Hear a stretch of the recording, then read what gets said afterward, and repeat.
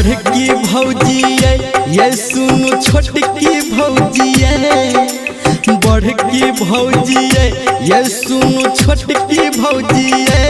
दौरा लके चलू घाट सुनो बड़की भौजी दौरा लके चलू घाट सुनो छोटकी भौजी बड़की भौजी ये सुनो छोटकी भौजी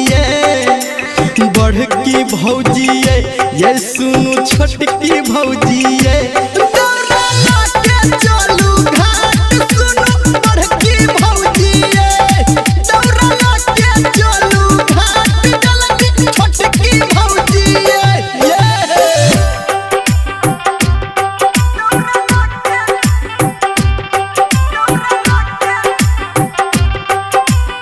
माँ गायत्री रिकॉर्डिंग स्टूडियो।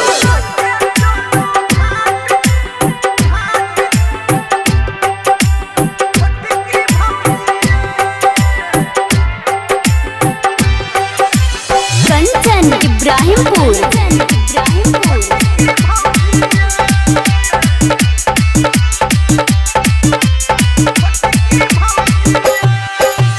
गहम के काकी बुच्ची हिदाय के संगे जाइत देखलिए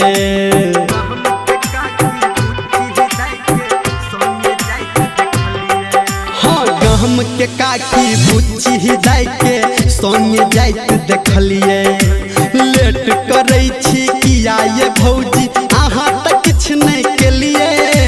लेट करे छी किया ये भौजी अहाँ तक किछ नहीं केलिए अब करू नहीं देर चलू बड़की भौजी अब करू नहीं देर चलू छोटकी भौजी बड़की भौजी ये सुनो छोटकी भौजी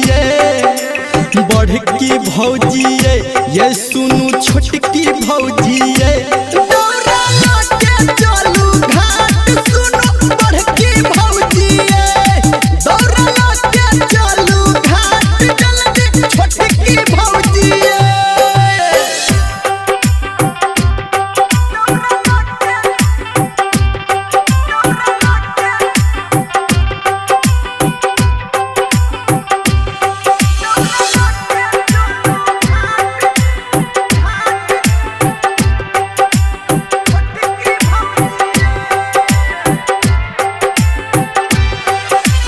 कंचन इब्राहिमपुर।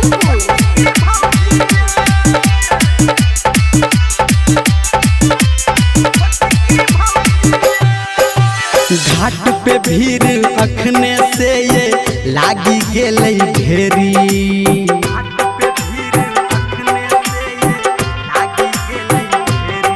हाँ घाट पे भीड़ अखने से ये लागी गेलै ढेरी गहना गुड़िया आहा भौजी पहिरुन एक पसेरी गहना गुड़िया आहा भौजी पहिरुन एक पसेरी भेल धर्मेंद्र तैयार चलू बड़की भौजी संजय गौतम भेल तैयार चलू छोटकी भौजी बड़की भौजी ये सुनो छोटकी भौजी बड़की भौजी ये सुनो छोटकी